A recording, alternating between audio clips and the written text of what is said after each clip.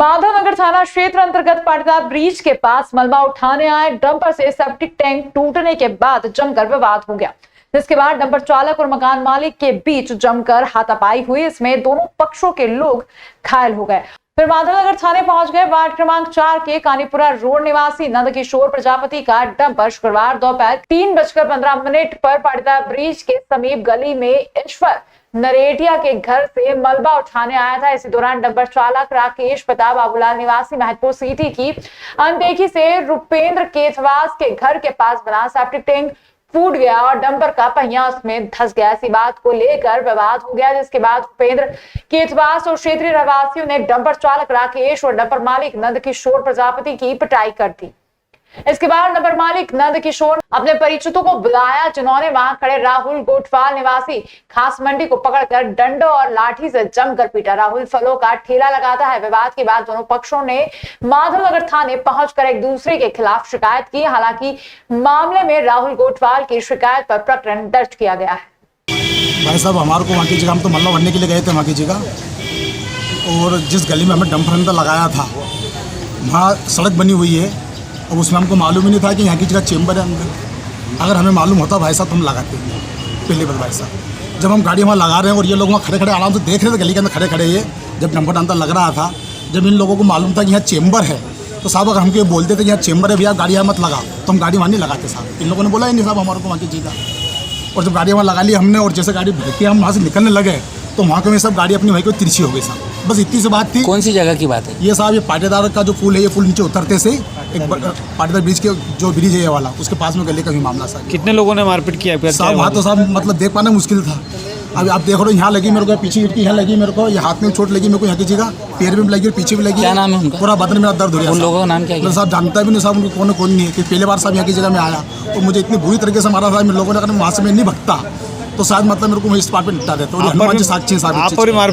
23 सितंबर को दिन और रात बराबर होने की यह घटना शरद संपात कहलाती है। 23 सितंबर के बाद सूर्य दक्षिणी गोलार्ध एवं तुला राशि में प्रवेश करेगा। अब उत्तरी गोलार्ध में दिन धीरे धीरे छोटे होने लगेंगे और रात बड़ी होने लगेगी। आज 12 घंटे की ही रात और 12 घंटे का ही दिन होगा। खगोलीय घटना में 23 सितंबर को दिन और रात बराबर होंगे। ऐसा सूर्य के विषुवत रेखा पर लंबित होने से होगा। गौघाट स्थित जीवाजी वेधशाला के अधिकारी दीपक गुप्ता ने बताया कि 23 सितंबर के बाद सूर्य अपनी दक्षिणी गोलार्ध के साथ ही तुला राशि में प्रवेश करता है, जिससे उत्तरी गोलार्ध के दिन छोटे हो जाते हैं। यह क्रम 22 दिसंबर तक जारी रहेगा। 22 दिसंबर को भारत सहित उत्तरी गोलार्ध में दिन सबसे छोटा तथा रात सबसे बड़ी होगी। 24 सितंबर से सूर्य के दक्षिणी गोलार्ध में प्रवेश के कारण सूर्य की किरणों की तीव्रता उत्तरी गोलार्ध में धीरे धीरे कम होने लगेगी। इससे के साथ शरद ऋतु प्रारंभ हो जाएगी। 23 सितंबर है और 23 सितंबर को आज सूर्य विषुवत रेखा पर सीधा लंबवत चमकता हुआ हमको दिखाई दे रहा है। आज के पहले यानी कि 22 सितंबर तक सूर्य हमारी पृथ्वी के उत्तरी गोलार्ध में था और दिन और रात की अवधि की यदि हम बात करें तो अभी तक दिन की अवधि ज़्यादा यानी कि दिन बड़े और रातें छोटी थी तुलनात्मक रूप से। किंतु आज चूंकि सूर्य विषुवत रेखा पर सीधा लंबवत है, इसलिए दिन और रात दोनों की अवधि बराबर यानी कि आज 12 घंटे का दिन और 12 घंटे की रात है। आज के बाद से 23 सितंबर के बाद से अब सूर्य हमारी पृथ्वी के दक्षिणी गोलार्ध में प्रवेश करेगा और अब दिन की अवधि तुलनात्मक रूप से धीरे धीरे कम यानी कि दिन छोटे होने लगेंगे और रात की अवधि बढ़ने लगेगी। धीरे धीरे सूर्य दक्षिणी गोलार्ध में आगे बढ़ते बढ़ते 22 दिसंबर को जब दक्षिणी गोलार्ध में मकर रेखा पर पहुंचेगा, तब 22 दिसंबर फिर वर्ष का सबसे छोटा दिन और सबसे बड़ी रात होगी। दूसरा यह है कि आज जब सूर्य विषुवत रेखा पर सीधा लंबवत है तो सूर्य ने सायं तुला राशि में ही प्रवेश कर लिया है और इस घटना को वेधशाला के शंकु यंत्र के माध्यम से देखा गया है या पूरे दिन आप देख सकते हैं। दूसरा, वेधशाला का जो एक और दूसरा यंत्र है नाड़ी वाला यंत्र, उस नाड़ी वाला यंत्र के द्वारा भी हम सूर्य के गोलार्ध परिवर्तन की स्थिति यानी कि 22 सितंबर को जब सूर्य उत्तरी गोलार्ध में था तो उसके उत्तर वाले भाग पर धूप आ रही थी। आज 23 सितंबर को जब विषुवत रेखा पर है तो नाड़ी वाले यंत्र के दोनों भाग पर धूप नहीं है। आज के बाद यानी कि 24 सितंबर से जब सूर्य दक्षिणी गोलार्ध में आएगा तो नाड़ी वाले यंत्र के दक्षिण वाले भाग पर धूप आएगी, यानी कि हम नाड़ी वाले यंत्र के द्वारा सूर्य के गोलार्ध परिवर्तन की स्थिति अभी देख सकते हैं। ये आज हमारे द्वारा देखी गई। देवास मोड़ स्थित एक होटल में आयोजित पत्रकार वार्ता के दौरान राष्ट्रीय प्रवक्ता गौरव भाटिया ने सवालों के जवाब भी दिए। इस दौरान उन्होंने कहा कि मध्य प्रदेश में इन दिनों दो यात्राओं की चर्चा सबसे अधिक है। एक भारतीय जनता पार्टी द्वारा निकाली जा रही जन आशीर्वाद यात्रा तो दूसरी कांग्रेस की जन आक्रोश यात्रा। उन्होंने बताया कि नाम से ही इस बात की जानकारी लगती है कि हम जनता के बीच पहुंचकर उनका आशीर्वाद ले रहे हैं, जबकि कांग्रेस के हिस्से में इस यात्रा में भी सिर्फ आक्रोश ही आया है। प्रधानमंत्री नरेंद्र मोदी के दिल में मध्य प्रदेश है। नकारात्मक राजनीति करने वाले लोग इसे समझ नहीं पाएंगे। भारतीय जनता पार्टी सनातन धर्म को बढ़ावा देकर इसका डंका दुनिया में बजा रही है। आदरणीय प्रधानमंत्री श्री नरेंद्र मोदी जी से विजय का मूल मंत्र ग्रहण करेंगे और ये महाकुंभ जो है ये दर्शाता है किस तरह से भारतीय जनता पार्टी वो राजनीतिक दल है जो अपने कार्यकर्ताओं को प्रेरित करता है कि वो जनता के समक्ष जाके जनता की सेवा करे। और इस महाकुंभ में जो शंखनाद होगा ये विजय का होगा और मध्य प्रदेश में भारतीय जनता पार्टी का कमल खिलेगा और ऐतिहासिक जीत होगी। राहुल गांधी एक अलग अंदाज नजर आया, कल दिल्ली के देश में दिखाई दी, उसको लेकर आप क्या? देखिए, मैं तो ये समझने की कोशिश कर रहा था कि बोझ कौन उठा रहा है। लोग ये कहते हैं कि कांग्रेस बोझ उठा रही है। एक ऐसा परिपक्व नेता है उनके पास जो ये भी नहीं जानता है कि संसद में सीटें कितनी होती हैं। वो व्यक्ति कहता है कि गरीबी एक मानसिकता है। वो कहता है वंशवाद जो है भारत की परंपरा है, योग्यता और निष्ठा नहीं है। तो ये सवाल तो आप उनसे पूछिए जो कांग्रेसी नेता पिछले 2 दशक से बोझ उठा के आगे बढ़ने का प्रयास कर रहे हैं और ये अपरिपक्व नेता उनको हर बार जो है जीत से दूर कर देते हैं। कांग्रेस की जन आक्रोश यात्रा 26 सितंबर को जान आएगी, जिसकी शहर अध्यक्ष ने तैयारियों को लेकर बैठक की। मंदसौर से शुरू हुई जन आक्रोश यात्रा 26 सितंबर को उज्जैन पहुंचेगी। यहां उज्जैन उत्तर विधानसभा क्षेत्र में गोपाल मंदिर पर नुक्कड़ सभा होगी। शहर कांग्रेस अध्यक्ष रवि भदौरिया ने यात्रा की तैयारियों को लेकर सभी वरिष्ठ जनों और कांग्रेस के पार्षदों और निगम चुनाव में उम्मीदवार की बैठक ली है। बैठक में मनोहर बैरागी, अनंत नारायण मीणा, माया त्रिवेदी, रवि राय सहित अन्य पार्षद आदि मौजूद थे। रवि भदौरिया और माया त्रिवेदी ने बताया कि शहर में यात्रा को सफल बनाने के लिए प्रभारी नियुक्त किए जाएंगे। ये प्रभारी ब्लॉक अध्यक्षों के साथ बैठक करेंगे। बैठकों का ये दौर मंडलम व सेक्टरों तक चलेगा। प्रत्येक ब्लॉक में यात्रा कांग्रेस की योजनाओं से जुड़े पर्चे वितरित किए जाएंगे। यात्रा में चौपहिया व दोपहिया वाहनों का काफिला भी रहेगा।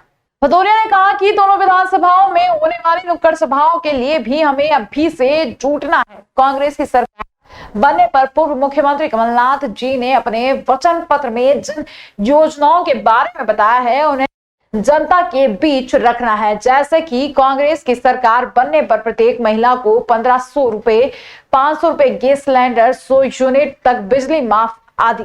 हिंदुस्तान की राजनीति में एकमात्र भारतीय राष्ट्रीय कांग्रेस है जिसके यहाँ पे कभी कोई पेरोल का कार्यकर्ता नहीं है। मेरे को 50 साल हो गए कांग्रेस में काम करते करते। एकमात्र कार्यकर्ता बेस पाए और हिंदुस्तान में इससे भी खराब अवसर आए हैं कांग्रेस के। ये पंत पिपलई से यात्रा चालू होगी। नानाखेड़ा से लोहार पट्टी होते हुए नीलगंगा चौराहा, सिंधी कॉलोनी और वहाँ टावर चौक पर एक नुक्कड़ सभा होगी। टावर चौक से चामुंडा माता चौराहा, देवास गेट, मालीपुरा, नई सड़क और तेलीवाड़ा होते हुए गोपाल मंदिर पहुँचेगी। गोपाल मंदिर में भी एक नुक्कड़ सभा होगी। जितनी भारतीय जनता पार्टी ने मध्य प्रदेश की जनता के साथ छलावा किया है और जितने घोटाले किए हैं उसका जनता में एक आक्रोश है, उसको लेकर ये जन आक्रोश यात्रा निकाली जा रही है। इस यात्रा के प्रभारी भाई जीतू पटवारी जी, पूर्व कैबिनेट मंत्री, वो इस यात्रा को लेके आ रहे हैं। कल हमने यहाँ पर सभी ब्लॉक अध्यक्षों की, सभी हमारे सीनियर्स लीडर और जो हमारे पार्षद हैं, जो पार्षद प्रत्याशी हैं, उन सबकी एक बैठक रखी थी। उसके बाद आज हमने सभी ब्लॉक अध्यक्षों को बोला था कि आप मंडलम सेक्टर की बैठक रखें। उज्जैन उत्तर के ब्लॉक अध्यक्ष और मंडलम सेक्टर की आज यहाँ बैठक रखी गई है। इसके बाद एक शहर कांग्रेस कमेटी की कार्यकारिणी की एक बैठक होगी। निश्चित रूप से जन आक्रोश यात्रा में हजारों की संख्या में हमारे सभी कांग्रेस साथी रहेंगे। भारतीय जनता पार्टी की शिवराज सरकार पिछले 18 साल से जितने भी घोटाले हुए हैं, हमारे प्रदेश अध्यक्ष माननीय कमलनाथ जी की इच्छानुसार वे सारे घोटाले वैसे तो जनता को पता है, लेकिन उन्हें फिर से याद दिलाने के लिए कि ये झूठे लोग हैं, फिर से झूठ बोलने के लिए आएंगे और इसीलिए ये जन आक्रोश यात्रा निकाली जा रही है, जिसे भारतीय जनता पार्टी की जन आशीर्वाद यात्रा चल रही है। लेकिन उस जन आशीर्वाद यात्रा में जनता नहीं है, उसके अंदर अधिकारी और कर्मचारी हैं। अब उन्हें कैसे जन आशीर्वाद मिलेगा, इसीलिए जन आक्रोश यात्रा निकाली जा रही है, जिसमें जनता का प्रतिनिधित्व जनता ही करेगी। ऐसी ये यात्रा रहेगी और कमलनाथ जी की इच्छानुसार सारे घोटाले फिर से याद दिलाए जाएंगे कि ये वही लोग हैं, चाहे कोरोना काल का घोटाला हो, महाकाल लोक का घोटाला हो, और ऐसे कई घोटाले हैं जिनका की एक पूरी लिस्ट बनाई गई है और इस लिस्ट के माध्यम से ये पूरा दिखाया जाए। प्रदेश के उच्च शिक्षा मंत्री डॉक्टर यादव ने ग्राम कंडारिया, इरबास और खेमासा में पहुंचकर वहां बीते दिनों हुई अतिवृष्टि से खराब हुई फसलों का निरीक्षण किया। मंत्री डॉक्टर यादव इस दौरान किसानों से मिले तथा उन्हें आश्वस्त किया कि उनकी ओर से उन्हें हर संभव सहायता प्रदान की जाएगी। इस अवसर पर राजस्व विभाग के अधिकारी और ग्रामीण जन मौजूद थे। मंत्री मोहन यादव ने बताया कि इस आपदा की स्थिति में मध्य प्रदेश सरकार किसानों के साथ खड़ी है। राजस्व अमले को खराब फसल का आकलन करने के निर्देश दिए हैं। अतिवृष्टि के कारण से नदी के किनारे वाले बेल्ट, चाहे वो हमारा नलवा हो, बमोरा हो, गोशड़ा, सिकंदरी, जाउदखेड़ी, जीवन खेड़ी, या हमारे अपने टंकारिया, लेकोड़ा वाले बेल्ट में जहाँ भी तालाब के कारण से, नदी के कारण से, या इंदौर रोड की खान नदी के किनारे वाले हमारे विभिन्न गाँव हो, रामबासा हो, किठौता हो, मताना हो, आवराना हो, जहाँ भी पानी के कारण से फसल नष्ट हुई है, मैंने कलेक्टर को निर्देश दिए, कलेक्टर ने एसडीएम और पटवारी गिरदावर को निर्देश दिए, तुरंत जाकर वो मौके की गिरदावरी करा रहे हैं। और जैसा जैसा फसल का जो भी नुकसान हुआ है, तो आपदा राहत आपदा की राशि से भी और बीमा की राशि से भी, दोनों से क्षतिपूर्ति की जाएगी। किसी भी आदमी को कोई घबराने की ज़रूरत नहीं, कोई परेशान होने की ज़रूरत नहीं। ये किसान हितैषी सरकार है, हमेशा की तरह सरकार फिर उनके साथ खड़ी है। 24 दिन से व्यापारियों की मांगों के चलते उज्जैन की अनाज मंडी बंद थी, जिसके चलते किसानों और हमालों को दिक्कत आ रही थी। साथ ही जल्द ही सोयाबीन का सीजन भी शुरू होने वाला है। ऐसे में मुख्यमंत्री शिवराज सिंह चौहान के आश्वासन के बाद 24 दिनों से बंद पड़ी कृषि उपज मंडी शुक्रवार से पुनः शुरू हो गई।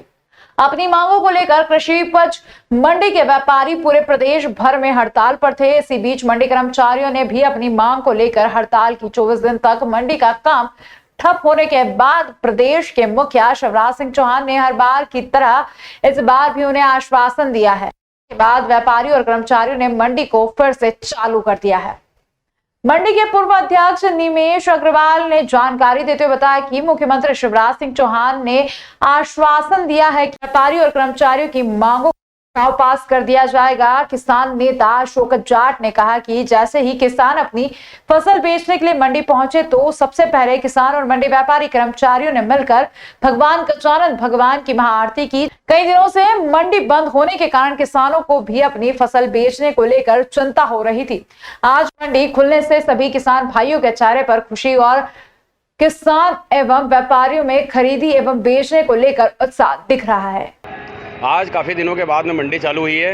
किसानों में काफ़ी उत्साह है, क्योंकि किसान अपनी फसल को लेकर चिंतित थे कि अगर मंडी चालू नहीं होगी तो अपनी फसल कैसे बेचेंगे। सोयाबीन आ गई है, वो सोयाबीन के लिए भी चिंतित थे। आज अनाज मंडी भी चालू हो गई है, प्याज लहसुन मंडी भी चालू हो गई है, और सभी किसानों में भी अच्छा उत्साह है और व्यापारियों में अच्छा उत्साह देखने को मिला है कि आज उन्होंने सबने मिलकर गणेश जी की पूजा अर्चना की है और अच्छी मांग की है कि ताकि किसानों का सबका अच्छा माल तुल सके और बढ़िया मंडी चल सके आगे सुचारू रूप से।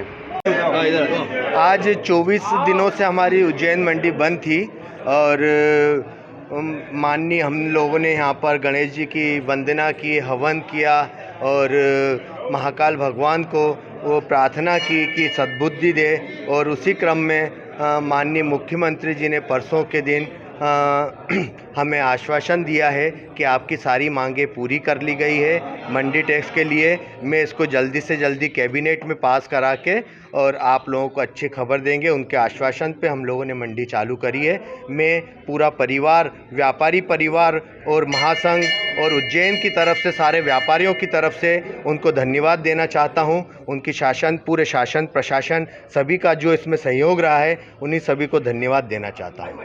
उज्जैन जिले को 25 नए डॉक्टर मिले हैं। इनकी पोस्टिंग से जिले की स्वास्थ्य सेवा बेहतर होने की उम्मीद की जा रही है।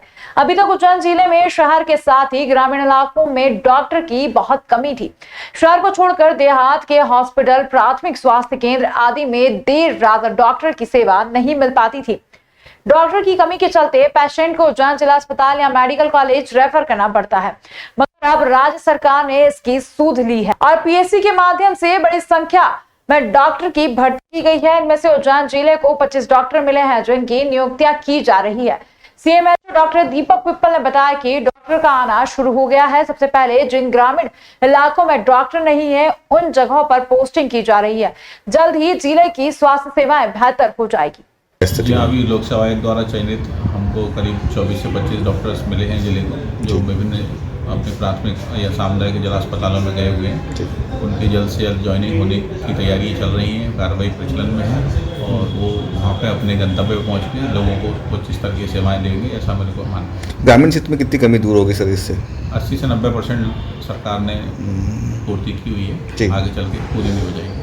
इस्कॉन मंदिर में आज सुबह भाद्रपद मास के शुक्ल पक्ष की अष्टमी पर राधा रानी का जन्मोत्सव धूमधाम से मनाया गया। इस दौरान सुबह भगवान की मंगल आरती, दर्शन आरती हुई और उसके बाद महाभिषेक कर महाआरती और महाभोग लगाया गया। राधाष्टमी के इस आयोजन में बड़ी संख्या में श्रद्धालु जन उपस्थित रहे, जो इस उत्सव के साक्षी बने। आज इस्कॉन में जय श्री राधे कृष्ण की गूंज से पूरे मंदिर परिसर को गुंजायमान हो गया। भाद्रपद मास के शुक्ल पक्ष की अष्टमी तिथि पर राधा रानी का आविर्भाव दिवस आज धूमधाम से मनाया गया। इस दौरान इस्कॉन मंदिर में महारानी राधा रानी का उत्सव मनाया गया। इस्कॉन मंदिर के राघव पंडित दास ने बताया कि आज इस्कॉन मंदिर में राधा अष्टमी की धूम रही, जिसमें आज सुबह 4:30 बजे मंगल आरती, दर्शन आरती का आयोजन हुआ, जिसके बाद महाभिषेक और महाआरती भी की गई। अंतर्राष्ट्रीय कृष्ण भावना मृत संघ इस्कॉन के द्वारा किए गए इस आयोजन में बड़ी संख्या में श्रद्धालु जन उपस्थित थे, जिन्होंने मंगल आरती से लेकर मंदिर में हुए हर मनोरथ का लाभ लिया। इस दौरान भक्तों ने वाद्य मंत्रों के साथ कीर्तन व राधा अष्टकम का गायन भी किया।